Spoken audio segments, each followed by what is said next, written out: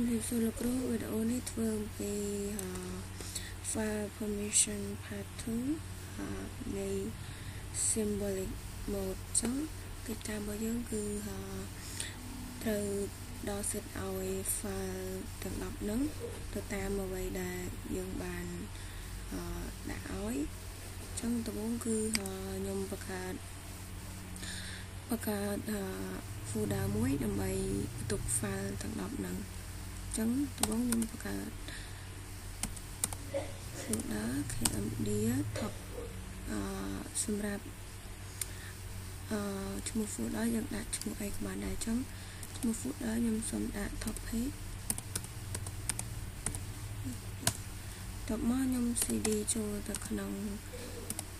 folder topic របស់ខ្ញុំហើយត្រូវបង្កើត file ទាំង10របស់យើងនេះអញ្ចឹងដើម្បីបង្កើត file បានគឺត្រូវប្រើ tag អញ្ចឹង tag ឈ្មោះ file របស់យើងfile របស់យើងចំនួន10ចឹង1ដល់10 .tat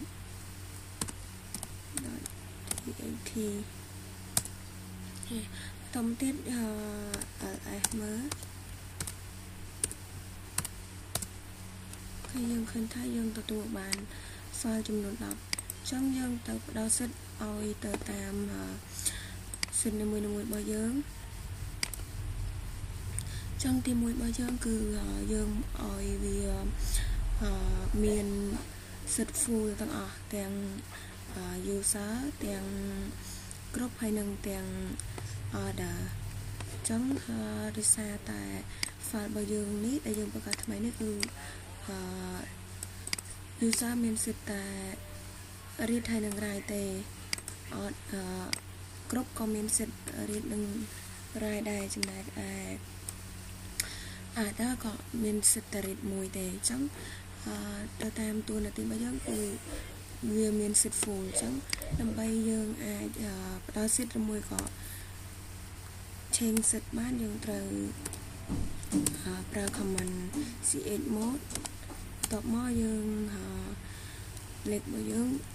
គឺយើងប្រើតាម number សិនបានយើងធ្វើតាម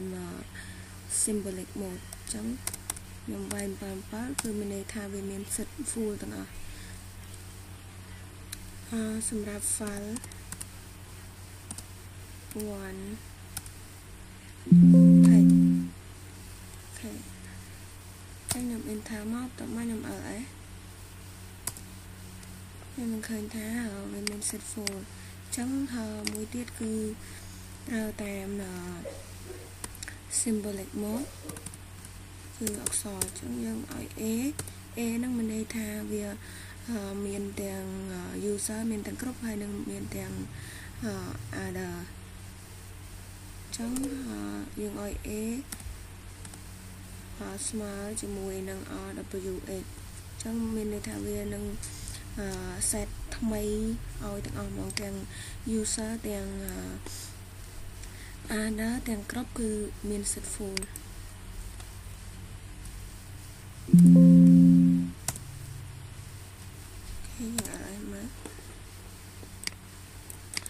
អញ្ចឹងយើងមកបំពេញនៅនេះដោយសារតែ symbolic mode ហ្នឹងគឺខុសអញ្ចឹងកន្លែងនេះខ្ញុំសូមដាក់តែកន្លែងអក្សរដែលយើងត្រូវបំពេញហ្នឹងទេអញ្ចឹង a ស្មើឲ្យ rwx អូខេអញ្ចឹងចូលទៅក្នុង folder ទី2របស់យើងគឺ user មានសិទ្ធ read write execute ចំណែកឯគ្រប់មានសិទ្ធតែ read ហើយនឹង execute ទេ write order ក៏ដូចគ្នាដែរមានសិទ្ធតែ write និង execute ទេ write អត់កើតទេអញ្ចឹងយើងចូលទៅក្នុងសាររបស់យើង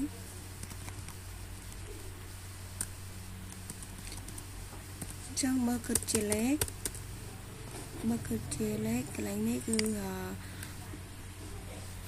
user ស្មើ7ចំណែកឯគ្រប់ស្មើ5 order ស្មើ5ចឹងដំបូងគឺយើងបំពេញកន្លែងនេះគឺជា number សិន trong bal pram xâm ráp folder thu em thả tọt mó mớ dân khẩn thá dân tụi bạn bên này ai tọt mó dân pra chi symbolic mode đó symbolic mode គឺ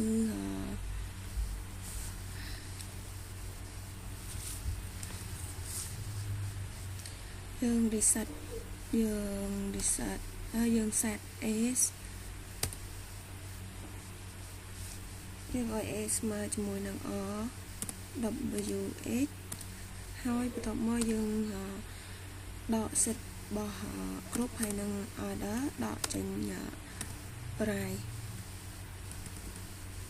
អូខេ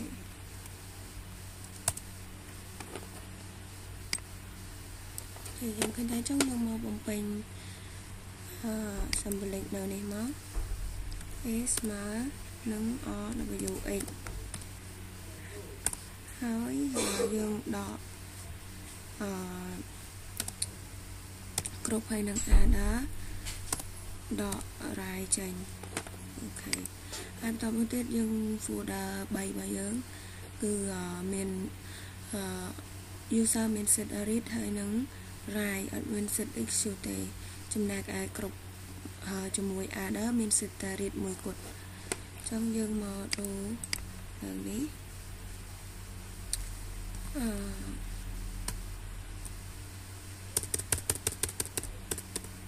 អូខេយើង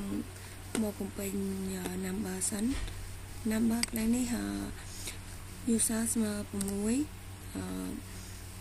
គ្រប់ស្មើ4 order ស្មើ4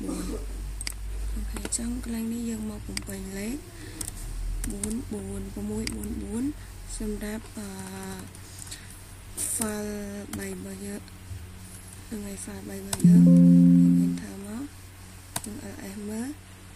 យើងនឹងឃើញថាយើងបានដូរសិតរួចរាល់ហើយអញ្ចឹងចំណែកឯអក្សរម្ដងឬមួយក៏symbolic mode ម្ដងអញ្ចឹង symbolic mode ដូចដំបូងយើងឲ្យsorry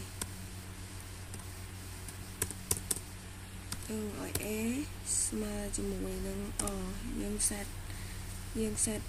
ឲ្យ a ហ្នឹងស្មើ r ថ្មីយកទាំងអស់ហ្មងបន្ទាប់មកយើងបូកយើងយក user របស់យើងបូកជាមួយនឹង write មួយទៀតដោយសារតែ user របស់យើងមាន set read ហើយនឹង write បន្ទាប់មកយើង execute មក sorry យើង enter មកយើង ls មកទៀត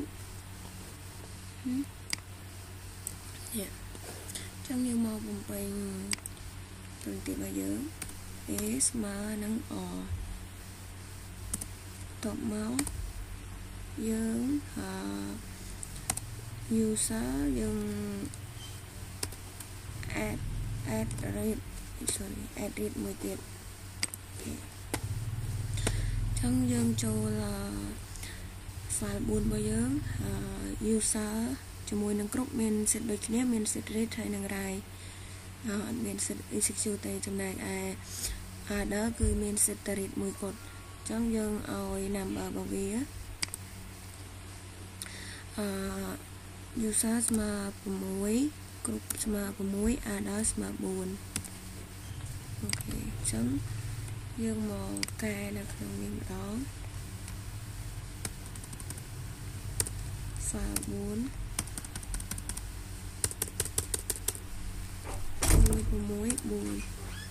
អូខេយើង enter មកហើយយើង ls មើលម្ដងទៀតយើងនឹងឃើញថានេះដោយសារវាមានសិទ្ធិនឹងស្រាប់អីចឹងយើងចង់ដឹងច្បាស់យើងដំបូងយើងឲ្យសិទ្ធិវាពេញសិនឥ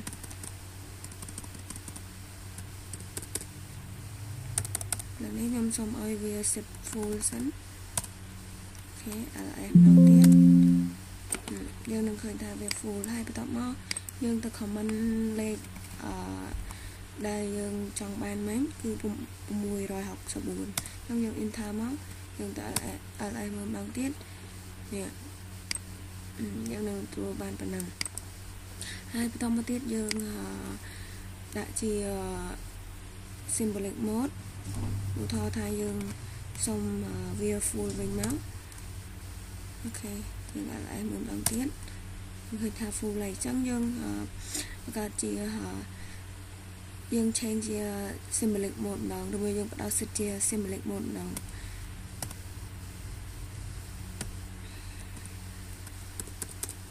lần này đời xa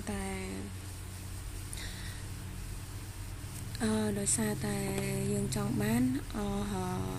user hay nâng group nâng dương trong ban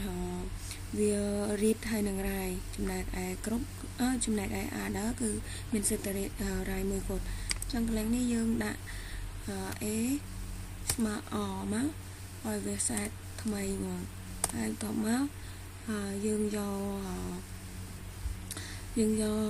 user hay nâng group bao dương nâng add time cho mùi nâng rai ok chẳng dân enter máu dân ở em luôn đầu tiên ok chẳng dân một cùng pin này máu đã mà nâng tộc máu dương gió user cho mùi hay nâng group buộc time rai ok dân chùa nơi pha pram bao dưỡng dân bồng quanh chia number sân xong number cứ user mean set full group comment set full đài trong này đó mean set read hay năng execute chẳng smart pram trong dân màu bồng quanh nơi là bao dưỡng ní xong ra pha pram bao dưỡng tập máu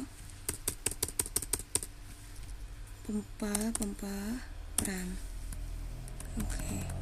bao dưỡng enter dưỡng ở ok dương đang khơi phần năng hai bên tóc một tiết dương chia dương đa set chia symbolic một mà đó cái này ní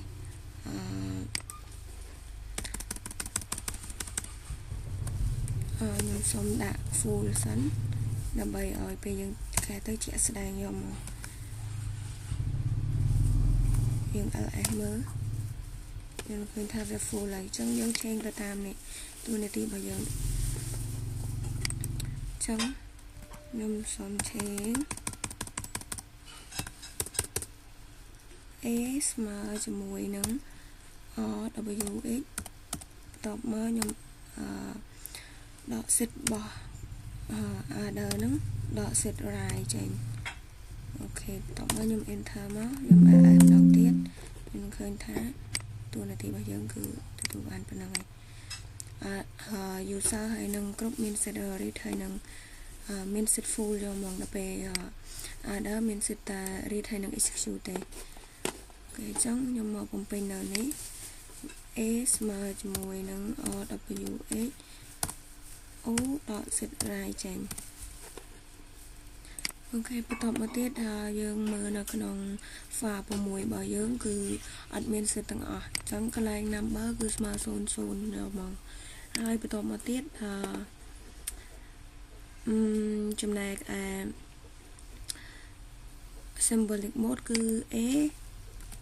mà bên nào rồi mùi có dương sẽ ban mùi tiết thả sorry u g o mà ok trong pin ấy dương pra mùi na các bạn này trong dương một dương một trên dương một đào xịt oi tam comment bao nhiêu pha của muối to một tiết bốn nhưng xong trên chỉ nằm bờ sắn dương enter máu hay dương ở lại một đầu tiết dương đang khơi tha này con mình sẽ tỏ mỏng ហើយបន្តមកទៀត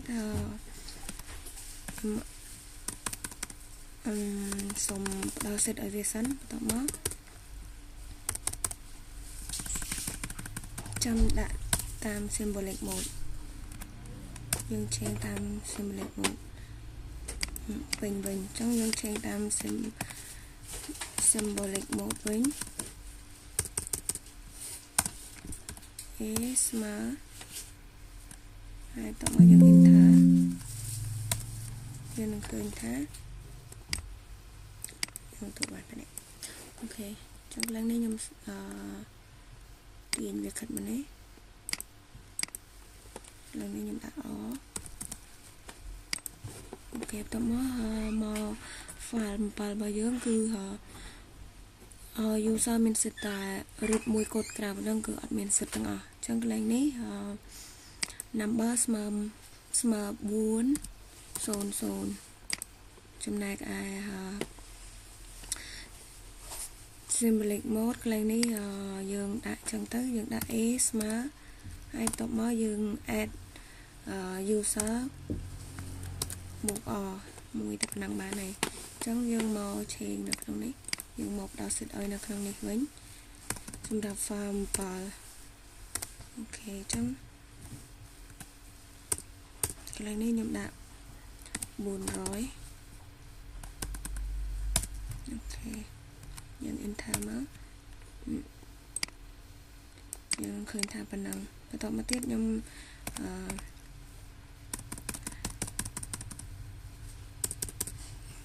change វាឧទាហរណ៍ថាមានសិទ្ធ full តមកចាំខ្ញុំ change ចាំខ្ញុំផ្ដល់សិទ្ធតាម symbolic mode ម្ដងអូខេ symbolic mode គឺ A ស្មើមានន័យថា A ស្មើហ្នឹងគឺវាអត់មានសិទ្ធទាំងអស់ហើយបន្ទាប់មកខ្ញុំយក user add ជាមួយនឹង read តែមួយឯងអញ្ចឹងខ្ញុំ ls មើលយើងនឹងឃើញថាប៉ានេះអូខេអញ្ចឹងចូលក្នុង file 8របស់យើង file 8គឺមានសិទ្ធ full ដូច file 1 file 1ដែរអញ្ចឹងឡើងនេះ number គឺស្មើ7ចំណែកឯsymbolic mode យើងចង់ដាក់ A ស្មើ W x យកមកឬមួយក៏ U G O ស្មើ W x ក៏បានដែរ W x sorry ចឹងខ្ញុំមកបំពេញនៅនេះសម្រាប់ file 87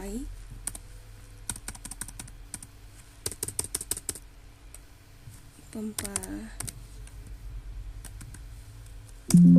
ខេតមកទៀតខ្ញុំ ls មើលឃើញថា file 8មានសិទ្ធពេញហើយបន្តមកទៀតខ្ញុំសុំកន្លែងនេះខ្ញុំសុំដូរសិនហើយបន្តមកខ្ញុំផ្ដល់សិទ្ធតាម symbolic mode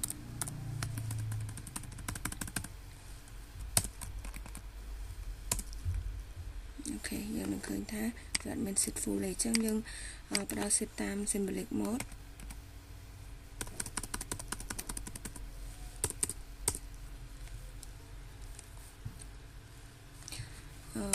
G O ស្មើនឹង R W X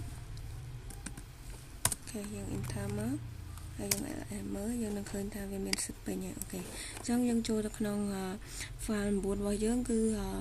user មានសិទ្ធ read ហើយនឹង execute អញ្ចឹង read និង execute ស្មើ5គ្រប់មានសិទ្ធ read និង execute ដូចគ្នាចំណែកឯ other មានសិទ្ធតែ read មួយឯងអញ្ចឹងស្មើ4ហើយបន្ទាប់មកយើងមកផ្ដល់សិទ្ធឲ្យគឺយើងកន្លែងនេះយើងឲ្យ A ស្មើយើងយក all យកមកយើងយកទាំង user យកទាំងគ្រប់យកទាំង other ស្មើជាមួយនឹង x ហើយបន្ទាប់មកខ្ញុំដកសិទ្ធរបស់ other ហ្នឹងដកចេញ x execute ចេញអូខេអញ្ចឹងយើងមកបំពេញនៅក្នុងនេះ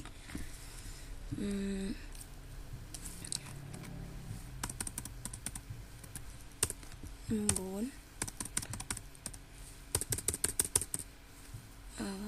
រើជាលេខសិន5 5 4 ok dươngនឹងឃើញថាសិតយើងrồi dươngនឹងឃើញថាសិតយើងគឺទទួលបានប៉ុណ្ណឹងហើយអញ្ចឹងខ្ញុំសូម change វាម្ដងទៀតខ្ញុំផ្ដល់សិទ្ធឲ្យវា full សិនបន្ទាប់មកបានខ្ញុំផ្ដល់សិទ្ធទៅតាម symbolic mode ខ្ញុំផ្ដល់សិទ្ធតាម symbolic mode ម្ដង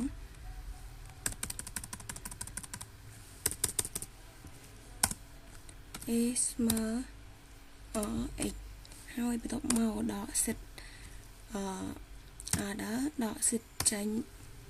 execute ចេញអូខេបន្ទាប់មកខ្ញុំ enter ហើយខ្ញុំផ្លែម្ដងទៀតយើងនឹងទទួលបានប៉ុណ្ណឹងហើយអញ្ចឹងយើងនៅ file 10របស់យើងអញ្ចឹង file 10របស់យើងគឺ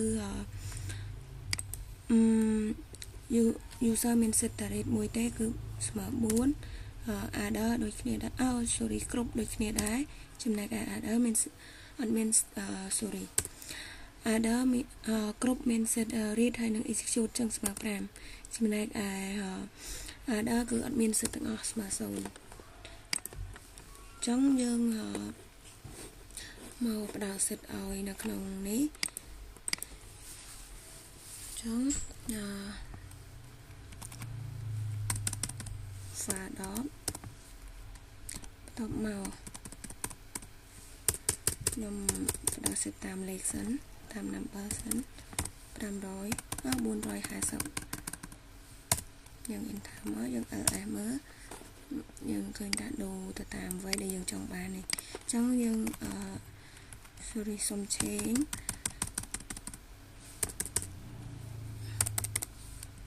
យើង change នេះដើម្បីដឹងថាតើយើងផ្ដល់សិទ្ធតាម symbolic mode ហ្នឹងត្រូវអត់អញ្ចឹងកន្លែងនេះខ្ញុំ ls ម្ដងទៀតយើងឃើញថា file 10របស់យើងគឺមានសិទ្ធ full ហើយអញ្ចឹងយើងផ្ដល់សិទ្ធទៅតាម symbolic mode អញ្ចឹងកន្លែងនេះខ្ញុំឲ្យ user ជាមួយហើយនឹង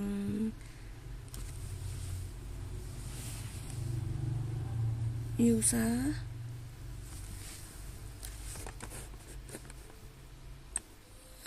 user ស្មើ a ស្មើ x ហើយបន្ទាប់មកខ្ញុំដកសិទ្ធរបស់ user ដក x ចេញហើយនឹងorder ហ្នឹងដកសិទ្ធទាំងអស់នឹង x ដោយសារវាអត់មានសិទ្ធទាំងអស់x អូខេចឹងយើង enter មក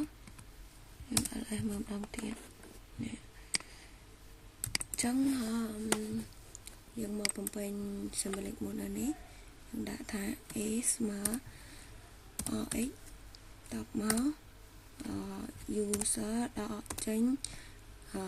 execute ចេញo គឺដកសិទ្ធចេញ x ដោយសារវាមានសិទ្ធអីទាំងអស់ហើយអញ្ចឹងយើងមានតែប៉ុណ្្នឹងទេយើងបានបញ្ចប់លំហាត់របស់យើងប៉ុណ្្នឹងដែរអញ្ចឹងវីដេអូហ្នឹងមានតែប៉ុណ្្នឹងទេលោកគ្រូអរគុណលោកគ្រូហើយនឹងជម្រាបលាលោកគ្រូ